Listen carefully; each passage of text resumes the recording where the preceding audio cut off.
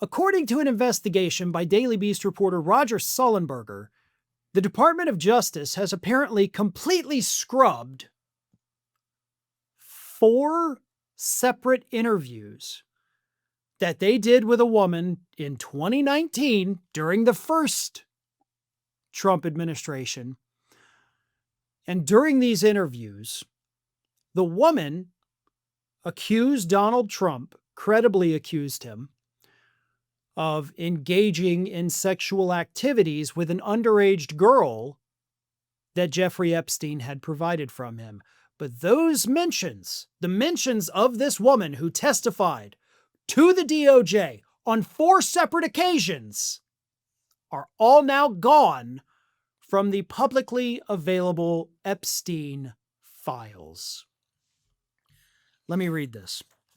A 21-page slideshow buried in the massive trove of Epstein-related documents included allegations that sometime between 1983 and 1985, Trump forced a woman to give him oral when she was in her early teens. When the woman bit down on Trump's exposed, he allegedly punched her in the head and kicked her out.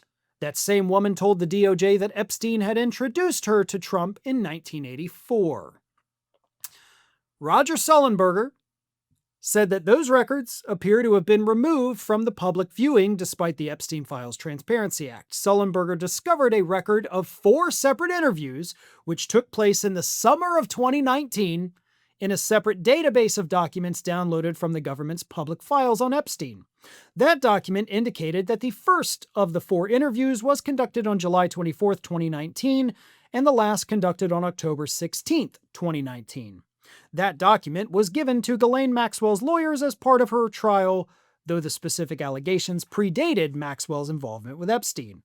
The woman's first interview was entered into the FBI's case files on August 9, 2019, just 1 day before Epstein was found dead in his jail cell.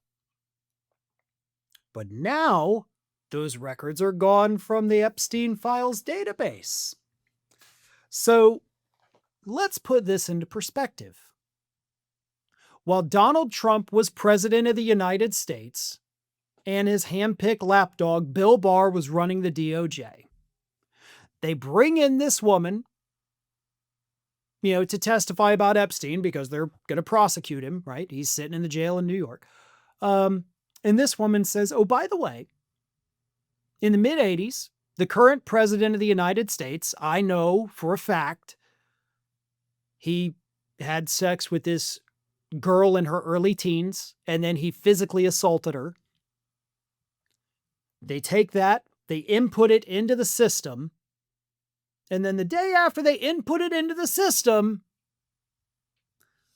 the man who allegedly introduced Donald Trump to this early teens girl dies.